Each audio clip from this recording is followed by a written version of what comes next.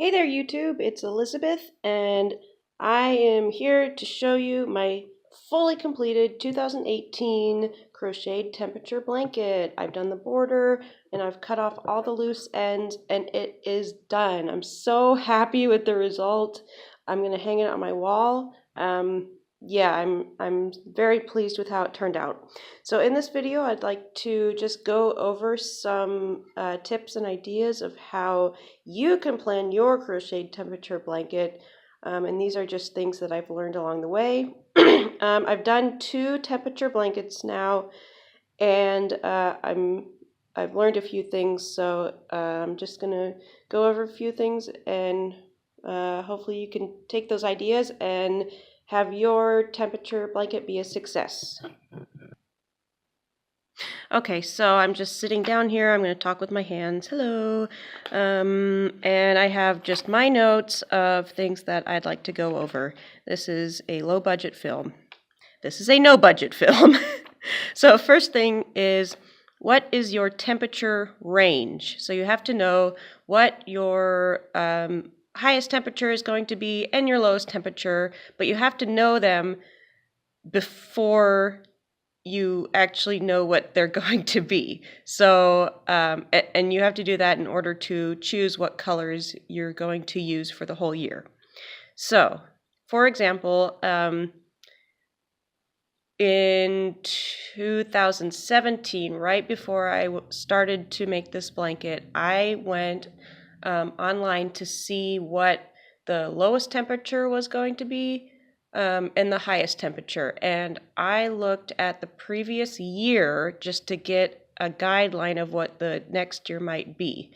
So I looked online, and in 2017, the lowest temperature was like, I don't know, it was in the single digits, so maybe 9 degrees. And then the highest temperature, I think, was in the 90s. So I assumed that 2018 was going to be similar, with the lowest temperature in the single digits and the highest temperature in the 90s.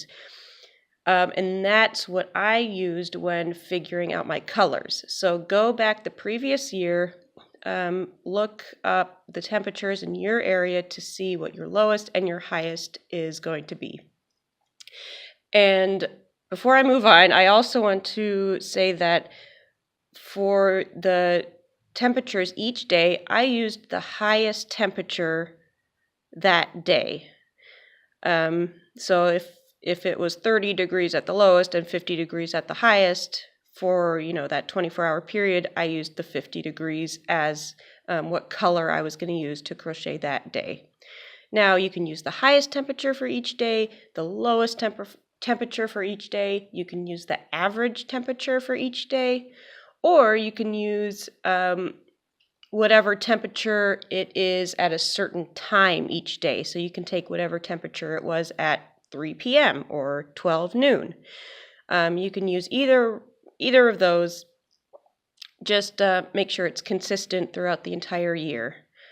So I use the highest temperature for each day. So when I'm saying it was 9 degrees at the lowest, what I really mean is that the highest temperature for that day was 9 degrees, and that was my highest temperature. I hope I'm not confusing anyone. Okay, so I know my temperature range for the year from the single digits to the 90s. The next thing I want to do is go to the store and look at the yarns that they have. My nearest craft store is Walmart. The nearest actual craft store is Joann's, which is an hour away, and I don't want to be driving an hour away to get more yarn during the year. So I went to Walmart. I stood in the yarn aisle and just kind of took over the aisle for about 20 minutes, and I was taking yarn off of shelves. I was putting it on the floor, and I wanted to get a nice range. Oh, we're out of focus. There we go. A nice range of colors and from the same brand. So let's talk about the yarn brand. First of all, you're going to be using a lot of yarn. So in my case, I wanted to get something that was inexpensive. Obviously, if you have a higher budget than I do, you can use a better quality yarn. But I just went with mostly Red Heart Super Saver, which is like $1 or $2.50 per skein. This is not high quality yarn, but it worked out for me. I also used Mainstays, which is the Walmart brand, basic yarn, and this is like $1.99 per skein, so definitely inexpensive. And I just used this brand to kind of fill in the color gaps that the Red Heart didn't have. And they have very similar textures, so you can't really tell a difference on my blanket where I used one brand versus another. I'll just say it was a little bit frustrating, like in January, using the inexpensive yarn because I had been making something previously with nice quality yarn, and going from nice quality yarn to cheapo yarn was a little bit frustrating because it's a little bit rougher, not quite as consistent, but in the end it was fine. It turned out great, and I would use this yarn again. So find a brand of yarn that is within your budget is the point that I'm trying to make. Secondly, choose a brand of yarn that is going to be around for at least a year, because what you don't want is to choose a yarn and then it get discontinued or something after a year. And for the same reason, you don't want to be choosing maybe seasonal colors. If there are Christmassy colors or Valentine's Day colors, and it's marketed like as a Valentine's Day color, that probably won't be sold after a month or two. So you want to stay away from those colors. So just choose colors that will probably be around for the whole year, because you don't want to come to December and have, your color sold out. Okay, so that's brand, color, colors. Oh, also, I would advise not buying a yarn that's featured on an end cap of an aisle. I find that those yarns are often a limited edition type, and they put them on the end cap so that they're right in your line of vision, and they're pretty to look at and you want to buy them, and then the next time you go to the store they're gone. So choose a brand that's consistent. I know this Red Heart Super Saver is always at the store. I know that this Mainstays is always at the store, so that's why I chose those yarns. The next thing you're going to do is choose your colors. Now, my range of temperature was from the single digits to the 90s. So that is single digits, teens, 20s, 30s, 40s, 50s, 60s, 70s, 80s, 90s. So that's 10 colors I could use if I did one color per 10 degrees. So for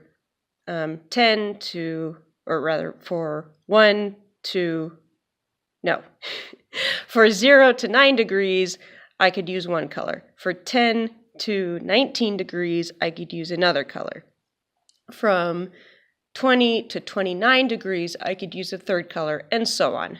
Now, if your range of temperatures is only like 50 degrees, if you're only going from 50 degrees to 99 degrees, if you live in a more temperate area, then you might want to do one color per every 5 degrees, and that will allow you to have more colors and change colors more often.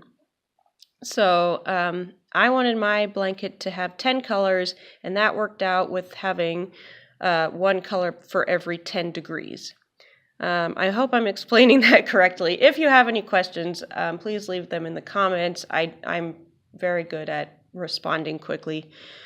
Okay, so when I picked out all my colors, I was at Walmart. I knew I wanted 10 colors, and I wanted to go from, you can see all the way down there is dark blues. Cat's got to the corner, but dark blues and then go in like rainbow order to lighter blues and then greens and then lighter greens, yellows and oranges, and then orange at my hottest temperature. So I kind of wanted to do that in rainbow order, but you can do any color you want. You obviously have artistic license when making your blanket. So I just took all the yarns and kind of just laid them out all over the floor. Like I said, I kind of took over the yarn aisle for about 20 minutes, and I was putting yarns back and pulling out other yarns until I just had a nice range of colors that flowed nicely from one into the other, and something that I was happy with. Now, what I also did was I made sure that if the temperatures were going to be lower or higher than I planned for, so if the temperatures were going to be in the negatives or in the 100s, that there was a color at either end that I could buy and add in if I needed it. So for example, my coldest color, if you will, was a dark blue. I made sure that there was an even darker blue at the store in case I needed to get that. And at the other end, my warmest color is this orange. I made sure that there was a bright orange at the store if I needed it, if it went into the 100 degrees. Now, I didn't end up using either one of those, but you just want to make sure you have enough colors in case it's colder or warmer than you expect. All right, and then so I bought one of each color, even though I knew I wouldn't be using these warmer colors till later in the year. I bought them anyway just so I knew that I had everything that I needed, and when it came time to use those colors, I knew that I had them and I knew what I was going to buy. Okay, so we got temperature range, brands of yarns, colors. I think colors is the most fun part, figuring out what you're going to, what your blanket is going to look like, and that's, I don't know. It was a lot of fun for me, just kind of putting yarn all over the floor and switching them around and seeing what colors would be perfect for my blanket. Next, keeping track of your temperatures. What I did for my first temperature blanket was I used the temperatures that were from a location near me, and that was the San Jose airport because I was living in San Jose at the time. So I used the temperatures that were taken from the San Jose airport. They were put on my weather website that I used, which is wunderground.com if you're interested. It's a good weather website, and it has an app. So every day they would put the highest temperature, the lowest temperature, the average temperature. They would have the range of temperatures from whatever time it was that day, and they have other things like were there earthquakes that day and stuff like that. What's the humidity and the pressure and everything like that. So I could go online and get the temperature that day, and I wrote it down on a piece of graph paper, and then whenever I was done crocheting that row, I just crossed it out with a pencil. And also I chose that location because on the W Underground website, it had the history of every day and every temperature from that day going back for, the entire year. So I could look back at the previous year, see what temperatures it had so I could plan for the next year. What I did for 2018 is I bought a weather station. I actually bought it a couple years ago. But I had a weather station that's on top of my garage that keeps track of the rainfall, the wind speed and direction, and then there's a little thermometer thing that I hang on a tree so it stays in the shade, and that tracks the highs and lows and, the temperatures for each day, and the, what else does it track? Oh, humidity, and then there's a temperature inside that stays inside my house that checks the pressure and the indoor temperature. So all of those things, they take batteries and they transmit their information to a little box that's like hooked up to my internet router thing, and all that gets transmitted to the internet. And I have my own little website on wunderground.com, and it shows my location and all of the temperature and weather information for my location. Sorry about that. The mailman just came and my dog got really excited. I got excited too because I got a package. So yeah, I have my own little weather station. It transmits to the internet. I really like that idea because these temperatures are from my backyard, not from the nearest airport, not from someone else's house, from my backyard. And I think that's so cool because it's extremely personal. Obviously, you don't need that, but I like to have it just for me. So for this year, what I did was I would go online and I'd put the information in my phone under the notes, and I would just put the day and then the highest temperature it was for that day, and just keep track of the days and the highest temperatures. And then whenever I crocheted that row, I would delete that row. So I usually would get 5 temperatures at once and then wait for the weekend and do 5 rows or 10 rows or however many rows I needed to do. Hi Casey, what are you doing? Okay, so that's keeping tracks of temperatures. Okay, last note I have: number of stitches and hook size. So I did this in single crochet, and there's Newman, hi guys, which I highly recommend. Single crochet is the smallest crochet stitch you can do. Actually, I'm not 100% sure on that. You can correct me if I'm wrong, but it's a very small stitch, and you're going to need a small stitch because this is, 365 rows long, not including the border, and it's going to be a big blanket. So use a small stitch. Single crochet is good. Now for the width, hi buddy, for the width I did 200 stitches across, and I think this size is good for a twin size bed with some overhang. Obviously, if you want a bigger blanket, cast on more stitches. This isn't a tutorial in how to crochet, so I'm assuming you know how or you're going to learn. But 200 stitches across worked for me, and single crochet worked well. Now, the hook size that I used is this 3.75 millimeters or F hook. I got this at Walmart. I bought this one with a rubber grip. Oh, I'll say the brand name. It's Boye, B-O-Y-E. I like this rubber grip, and I think in the future all of the hooks that I buy will have a rubber grip. It's one of those things where you don't notice that you're missing it until you use it, and then you never want to go back to just a regular hook. This was inexpensive as well, maybe $2.50 or $3.50 at the most.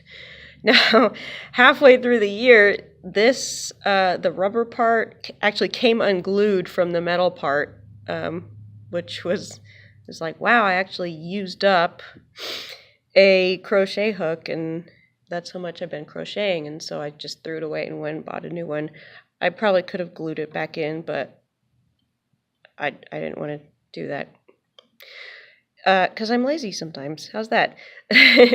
So I used this 3.75 millimeter crochet hook. Now the blanket that I made in 2016, I used a slightly larger hook, and the blanket was even longer than this one. And you want the blanket, you want to take measures to make the blanket not very long, because it's, again, 365 rows in length, and that's a lot. So using a small hook and single crochet is going to keep that blanket short in length, shorter than what it would be if you used a larger hook. Okay, I think that is everything that I wanted to cover. Actually, I will say a bit on the border. Actually, there were two more things I wanted to cover. So one is the border, and two is weaving in your loose ends. So let's talk about the border. I chose purple. It looks like it's coming out in blue in this camera, but I chose purple because, one, it's my favorite color, and two, I don't have any purple in the rest of the blanket, so I thought, let's add in some purple. But, you know, again, you have artistic license. You can do whatever you want to do. I just did a few rows with purple. I did, obviously, one single crochet in every single crochet along this row. Now, on the sides, I did, because, okay, so a single crochet is a little bit shorter than it is long. It's not a perfect square of a stitch. I think that's right. So what I discovered last time I did my blanket was when I did the border and I put one stitch in every row, the border was actually a little bit too, like there was too much fabric and it kind of wrinkled up, kind of puckered up like that. So this time I did one stitch for every 5 stitch, one stitch in every stitch for 5 stitches, and then I skipped one and then continued doing that. So 5 stitches, skip one, 5 stitches, skip one, and that makes this lie down nicely. Hope that made sense. And then also, I want to talk about your loose ends. You're going to have a lot of loose ends here because you're continuously changing colors.